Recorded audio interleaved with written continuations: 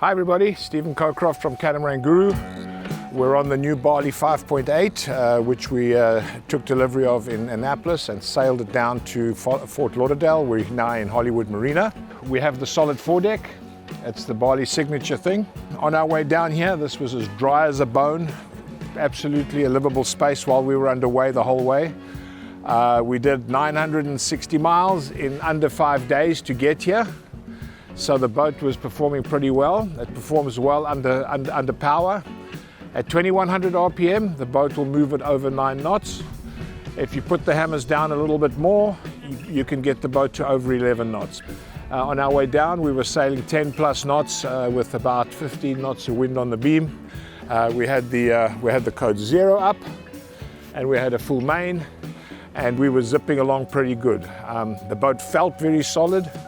It's 10,000 pounds heavier than the Bali 5.4. It is a little bit more solid. It feels more stable than the 5.4, but it's got waterline and it really sails well. So I'm very satisfied with the performance. I think they've got it right in terms of the performance for a cruising boat. This is not a race boat. This is a cruising boat.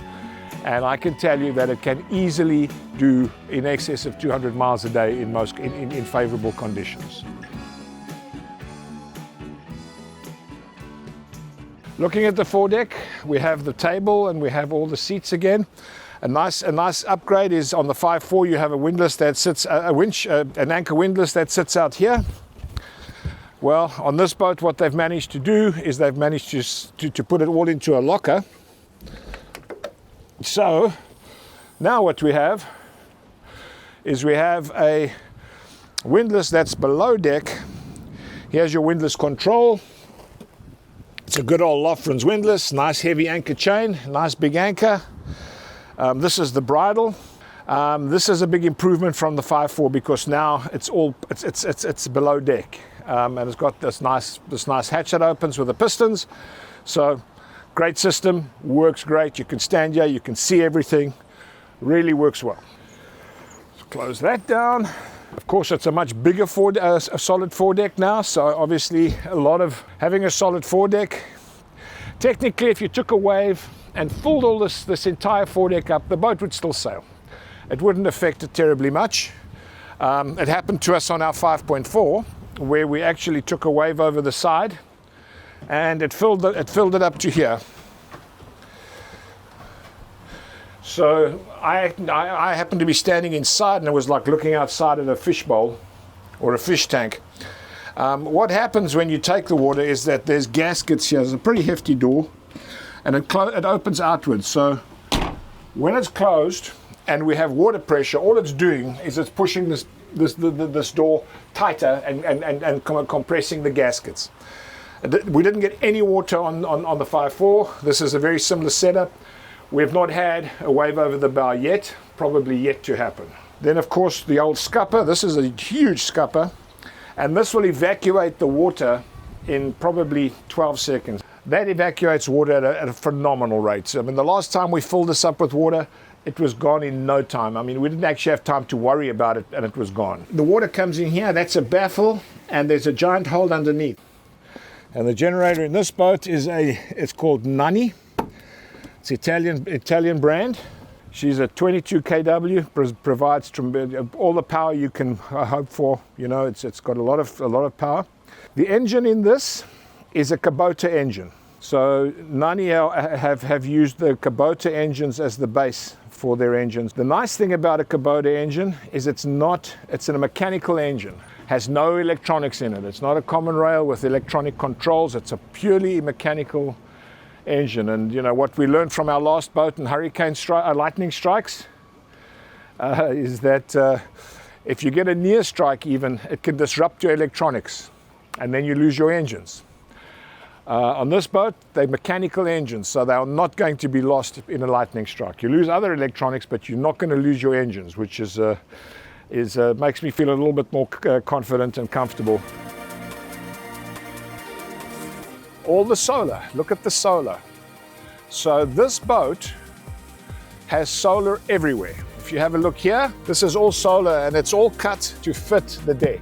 This boat has lithium batteries, and it has 4,070 watts of solar power to charge the batteries. This boat charges its batteries every day completely using this solar array.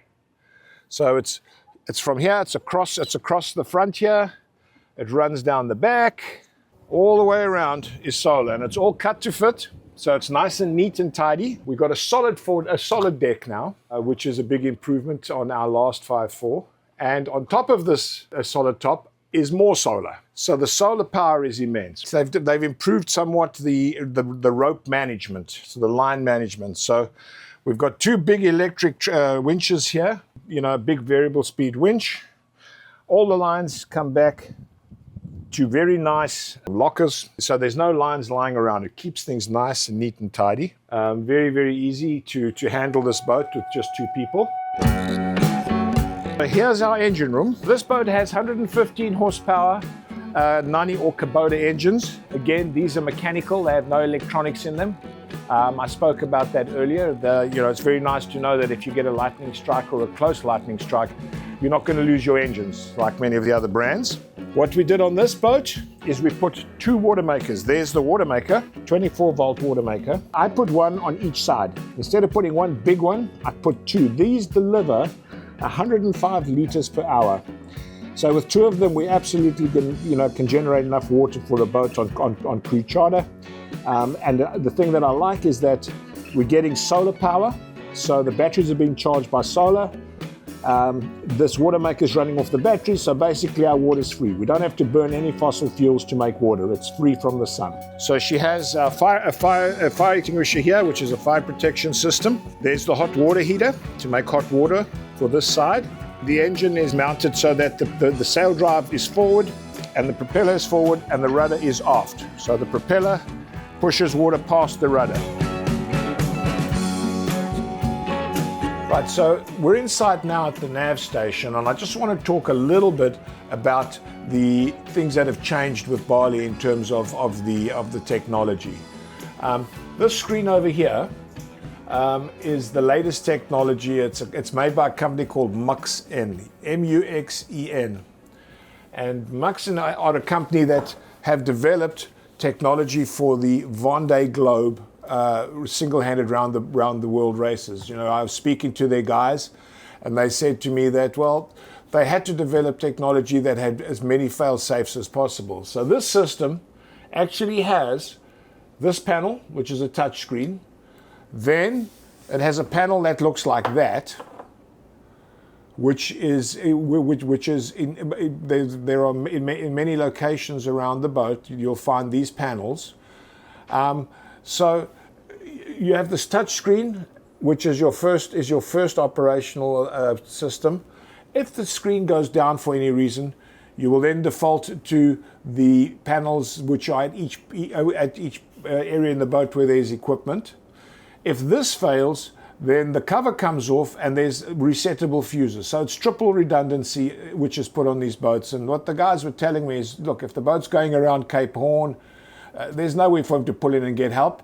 So the system has to be that robust that it will. He can get back and he can have redundancy in it where he can. If something fails, he's got a backup.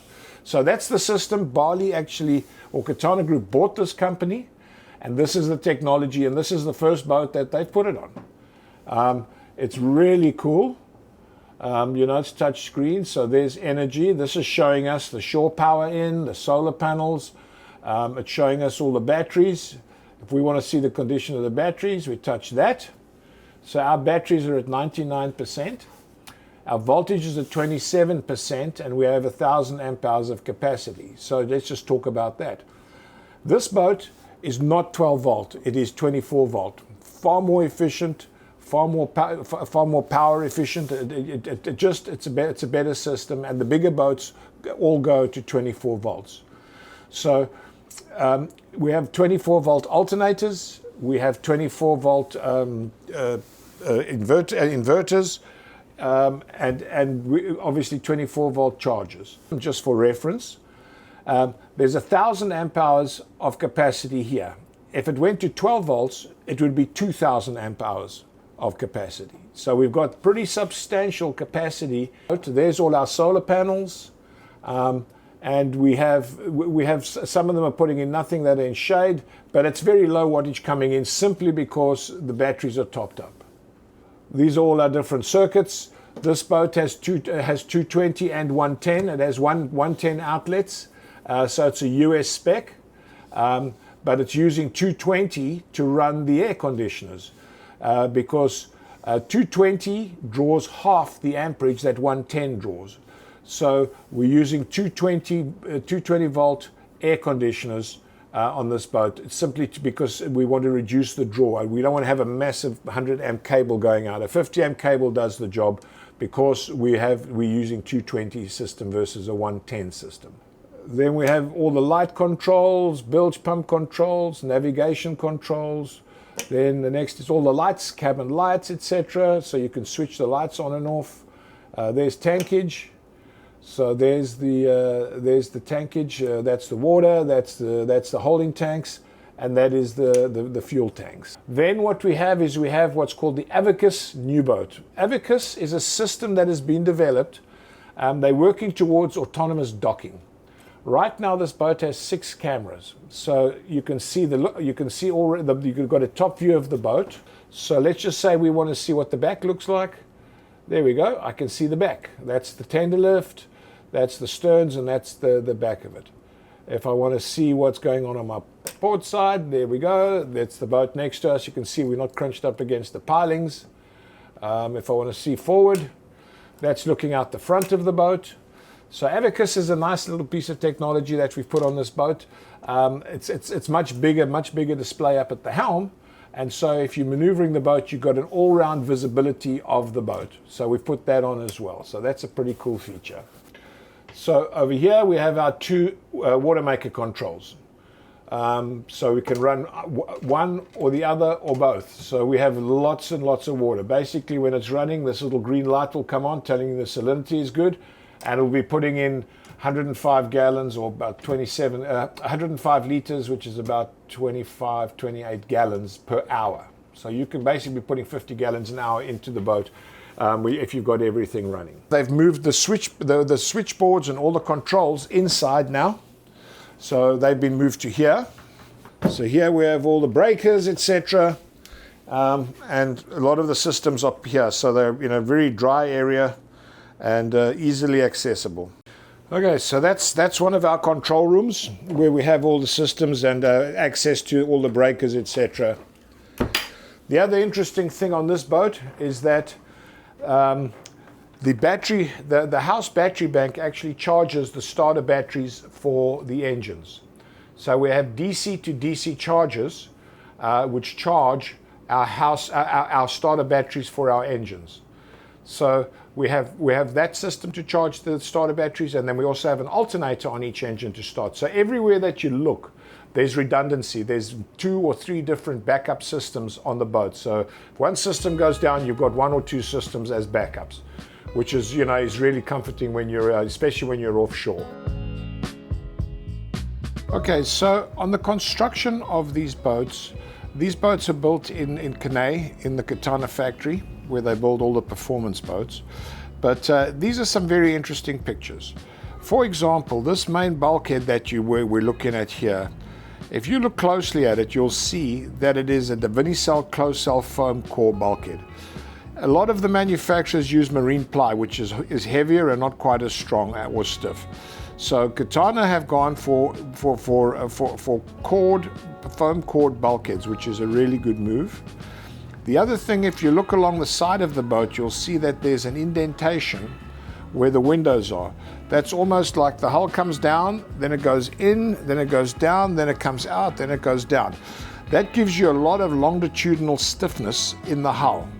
Plus, they've got a lot of bulkheads and stringers located all the way down the side of the boat. So looking at this, it's very evident that this is a really, really strong construction in terms of how they've designed and engineered it. So I really like the fact that we have foam core. Here's another picture of one of the bulkheads. This is near the stern of the boat, and you can have a look at the thickness of this bulkhead. And I mean, this again, it's foam core. So these are all cored bulkheads, which is really, I think, the way to go. And you know, it's expensive. You know, a lot of the manufacturers will use marine ply bulkheads simply because of the cost and when they're mass producing boats.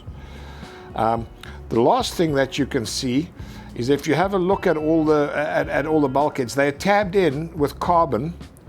With carbon tabbing. So carbon is very stiff. So they've got foam core bulkheads tabbed in with carbon, which is very strong and very stiff. So all these factors result in a really stiff, quiet, strong boat. So construction-wise, I'm super happy with you know, the route they've taken and the way that the boat has been built. Thank you for watching this technical preview that we did. Keep an eye out. We're going to be doing a full walkthrough of the boat at some stage, which we will definitely be posting. Follow us on Catamaran Guru on our YouTube channel, catamaranguru.com, for more information and more interesting subjects.